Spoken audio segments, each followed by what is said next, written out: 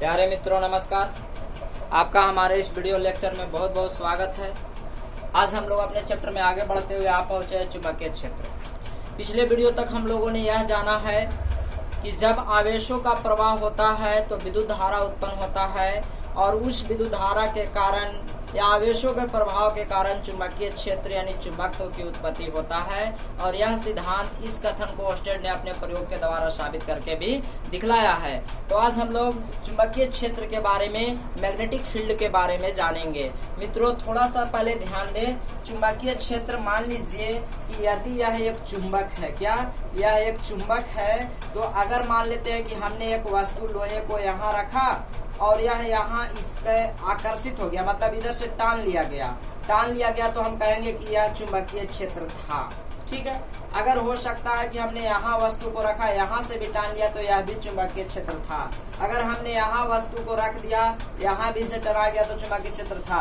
अगर इधर रख दिया और यहाँ से वस्तु टान नहीं पाया गया, यानी चुंबक की ओर नहीं आया, तो वह चुंबकीय क्षेत्र नहीं था। सीधा सीधी ये इतना समझिए कि जहाँ तक से लोहे के वस्तु को अपनी ओर आकर्षित करे चुंबक, अट्रैक्शन कर पाया नहीं, लेकिन यहाँ तक अगर अनुभव कर ले, यहाँ तक प्रभाव है, ठीक है, तो वह चुंबकीय क्षेत्र में है। इस तरह से हम लोग समझ सकते हैं। यानी जहाँ तक लोहे की वस्तुओं को वह अपनी ओर आकर्षित करता है या चुंबक का प्रभाव रहता है, वही चुंबकीय क्षेत्र है। तो आइए हम लोग आगे बढ़ते हैं और टॉपिक पर चलते हैं।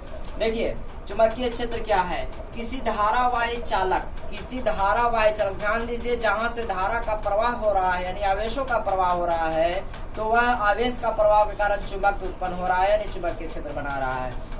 किसी धारावाही चालक अथवा चुंबक के चारों ओर का वह क्षेत्र जहां तक चुंबकीय प्रभाव अनुभव किया जाता है।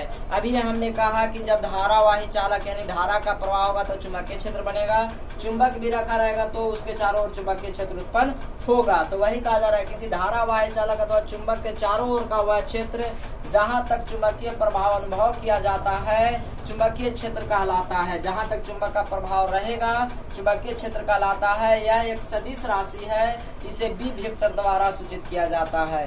तो चुंबकीय क्षेत्र कैसा राशि है? सदिश राशि है, जिसे बी वेक्टर द्वारा सूचित किया जाता है। हम लोग पहले विद्युत क्षेत्र के बारे में पढ़े थे, उसे ई वेक्टर द्वारा रिप्रेजेंट करते थे और यह भी एक सदिश राशि हुआ करता था। आइए अब हम लोग आगे बढ़ते हैं और कुछ बातों को और नोटेड में ध्यान से चलते हैं। चुंबकीय सुई को ध्यान दीजिएगा, चुंबकीय सुई यानी जो चुंबक से सट जाए। ठीक है, सुई कहने का मतलब सुई नहीं, लोहे की कोई भी वस्तु जो चुंबक से सट जाए या कोई भी वस्तु जो चुंबक से आकर्षित हो जाए।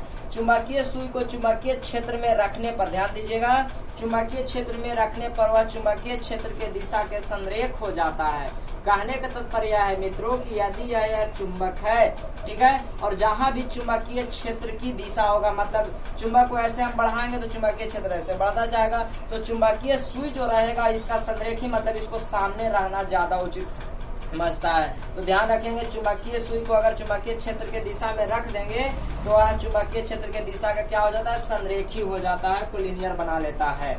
अगला, भिन्न भिन्न बिंदुओं पर चुंबकीय क्षेत्र की तीव्रता भिन्न होने के कारण चुंबकीय सुई की दिशा भी अलग अलग होता है। ध्यान देंगे आप, थोड़ा सा यहाँ ध्यान दीजिएगा।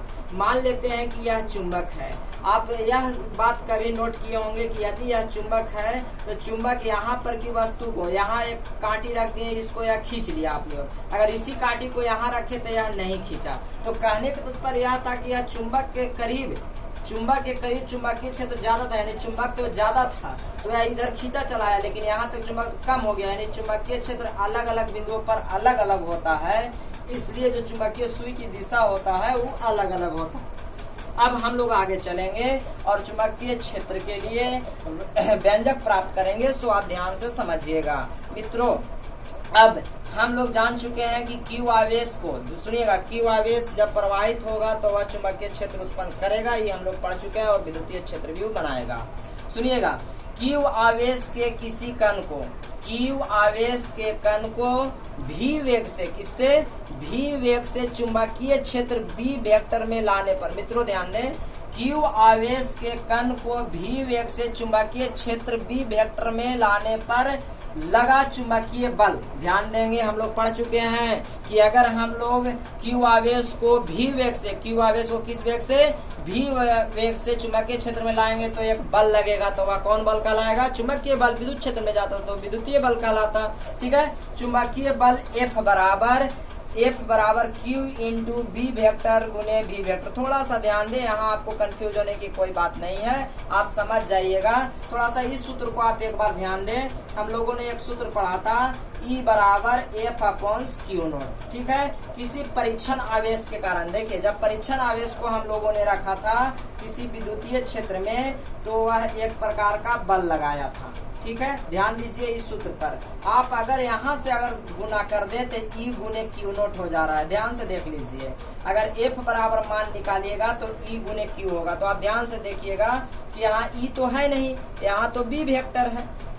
ठीक है, तो B वेक्टर और किस वेग से आ रहा है? तो V वेग से। तो हम लोग जो वस्तु क्या आ रहा है वो V के साथ गुना, और यह टोटल किसके साथ गुना हो जा रहा है? Q के साथ गुना। भाई V से इसलिए हमने गुना किया है कि वो V वेग से आ रहा है। वास्तव में गुना इसका इतना ही किया गया है, वास्तव में इतना ही गुना है। ये बराबर हम लोग निकालते हैं सूत्र क्या?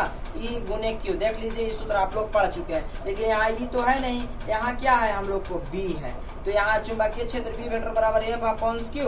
F बराबर मान निकालेंगे तब B गुने Q होगा, क्योंकि सदिश राशि इसलिए वेक्टर दिया है, और इसलिए V से इसलिए गुना किया गया क्योंकि यह V वेग से आ रहा था। ठीक है, आशा करते हैं आप जरूर समझ पाए होंगे। और यह वेक्टर के रूप में इसे लिखे कि यह भी सदिश है, यह भी सदिश है, यह भी सदिश है। अब मित्रों आप लोग ध्यान थोड़ा सा दीजिएगा। आगे हम लोग क्या पढ़े थे? हम लोगों ने सूत्र पढ़ रखा था A वेक्टर गुने B वेक्टर, यानी A क्रॉस गुने B क्रॉस। हम लोगों ने सूत्र पढ़ा था AB साइन थीटा, आपको बखूबी याद होगा। और अगर हम लोग इसको पर n कैप लगाते थे तो यह n किसको दर्शाता था? दिशा को दर्शाता था, यह आपको याद होगा।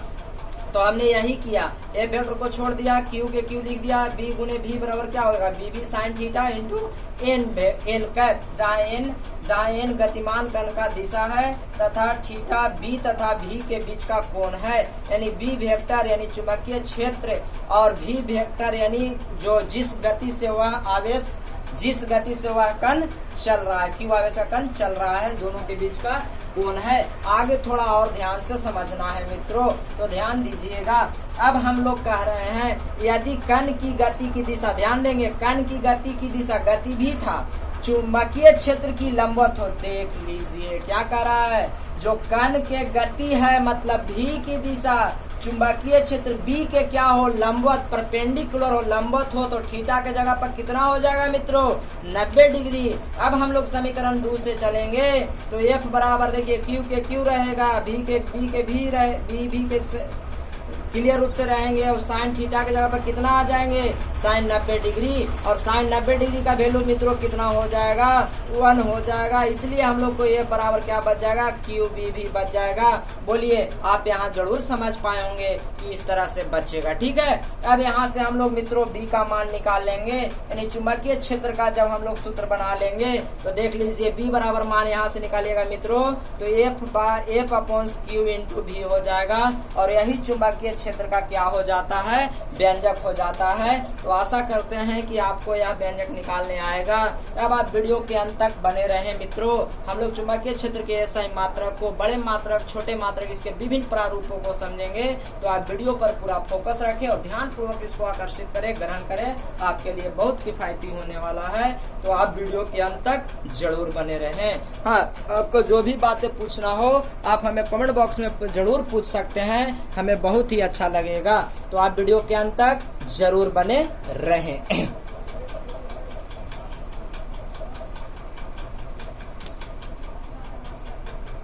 अब यहाँ पर आप वीडियो को पॉज कर इतना पहले नोट बना ले सकते हैं। देखिए थोड़ा सा मैं आपको दिखा देता हूँ इस तरह से, ठीक है। और आपको जो भी नहीं समझ में आया हो आप हमसे जरूर कमेंट बॉक्स में पूछ सकते हैं। तो आप वीडियो के अंत तक जरूर बने रहें।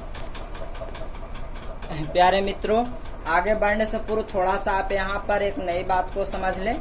यदि कण की गति की दिशा, चुंबकीय क्षेत्र की दिशा यानी दोनों लंबवत हों तो इस तरह से जो F बराबर B भी Q आता है, यह सूत्र देख लीजिए एक बार। इसको हम लोग लॉरेंट्ज बल कहा जाता है। कैसा बल कहा जाता है? लॉरेंज बल। आप लोग जरूर ध्यान रखिएगा, लॉरेंज बल। क्या? लॉरेंज। ध्यान रखेंगे, लॉरेंज बल किसे कहा जाता है? तो किसी कण की गति की दिशा चुंबकीय क्षेत्र के लंबवत हो तो उस प्रकार से वह लगा बल क्या कहलाता है? लॉरेंज बल कहलाता है। ध्यान रखेंगे, लॉरेंज बल किसे कहा जाता है? तो किसी कण की गति की दिशा चुंबकीय क्षेत्र के लंबवत हो तो वह कैसा बल कहलाता है? लॉरेंज बल, लॉरेंज फोर्स कहलाता है। इसको हम लोग आगे पढ़ेंगे, लेकिन आपको जानकारी के लिए आना आवश्यक है। तो अब हम लोग आगे बढ़ते हैं, आप नोट लगा करके यहाँ लिख ले सकते हैं। अब हम लोग चुंबकीय क्षेत्र के SI मात्रक के, बीमा के, बड़े मात्रक और छोटे मात्रक को भी देखेंगे, तो आप वीडियो के अंत तक जरूर बने रहें। तो अब हमने देखिए इसी बात को हमने फिर यहाँ लिख रखा है, अर्थात चुंबकीय क्षेत्र B बराबर F बटा B भी, माफ करिए, चुंबकीय क्षेत्र B बराबर F बटा, चुंबकीय क्षेत्र B बराबर F बटा Q भी, ठीक है। और इसको हम आप लिख सकते हैं, यही चुंबकीय क्षेत्र का व्यंजक है। तो अब वीडियो के अंत तक आप बने रहें और चुंबकीय क्षेत्र का ऐसे ही मात्रक और बीमा को जरूर देखें। हम लोग अपने वीडियो में आगे बढ़ते हैं। तो चुंबकीय क्षेत्र का व्यंजक हम लोग B बराबर F upon Q into V हम लोग पढ़ चुके थे।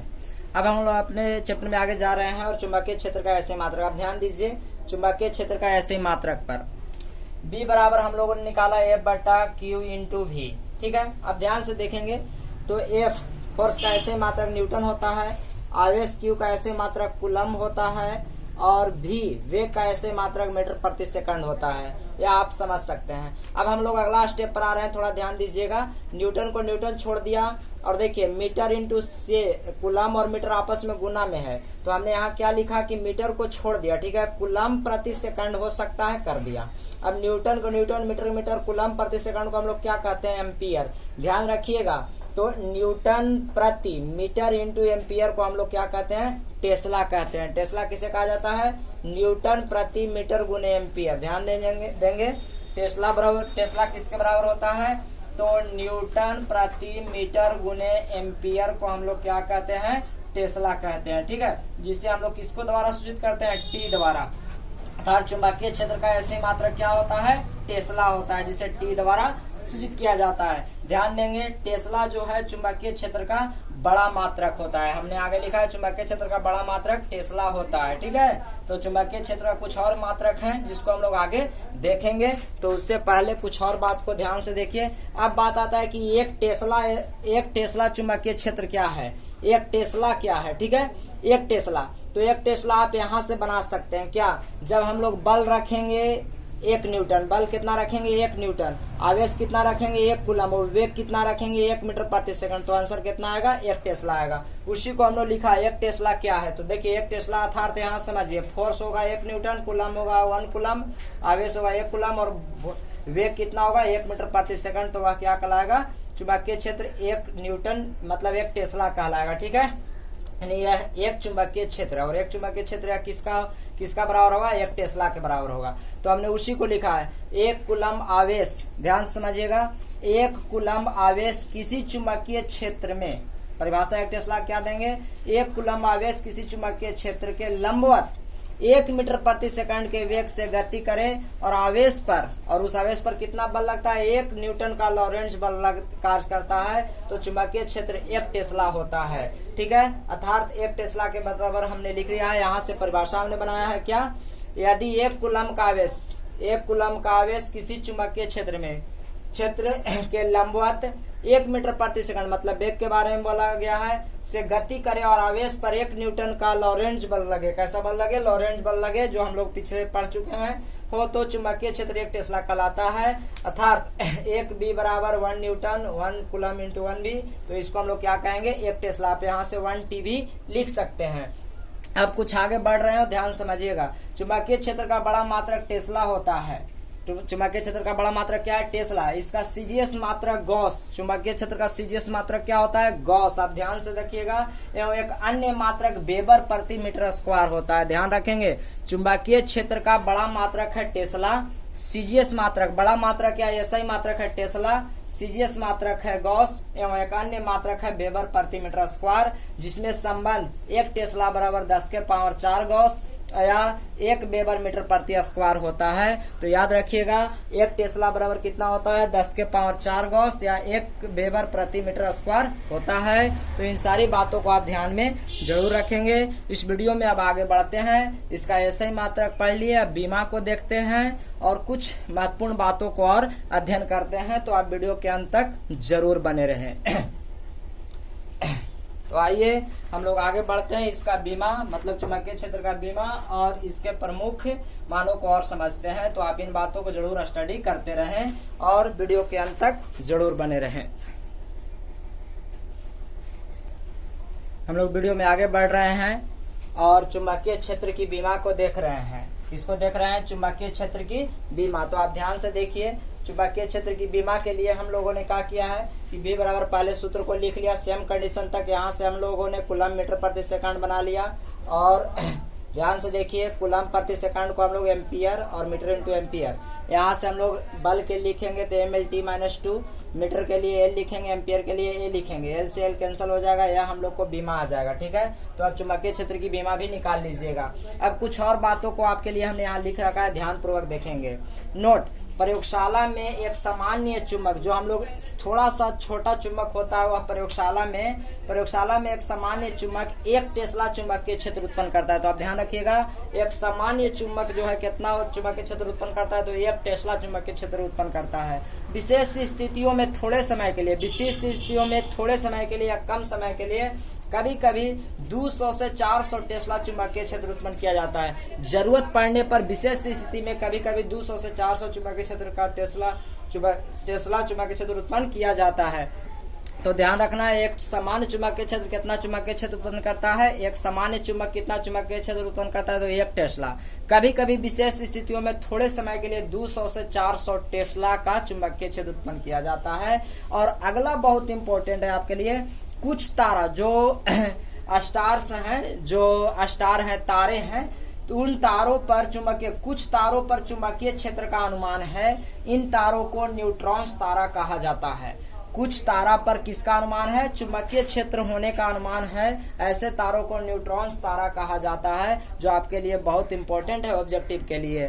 तो अब मैं इस वीडियो के माध्यम से आपसे एक सवाल पूछता हूं, जिसका उत्तर आप हमें कमेंट बॉक्स में जरूर दें। तो आज का हमारा सवाल आप गौर से ध्यान से समझेंगे। तो आज का हमारा सवाल है, चुंबकीय क्षेत्र का सीजीएस मात्रक है। चुंबकीय क्षेत्र का सीजीएस मात्रक है। चॉइस ए में है आपका टेस्ला, चॉइस बी में है आपका वेबर, चॉइस सी में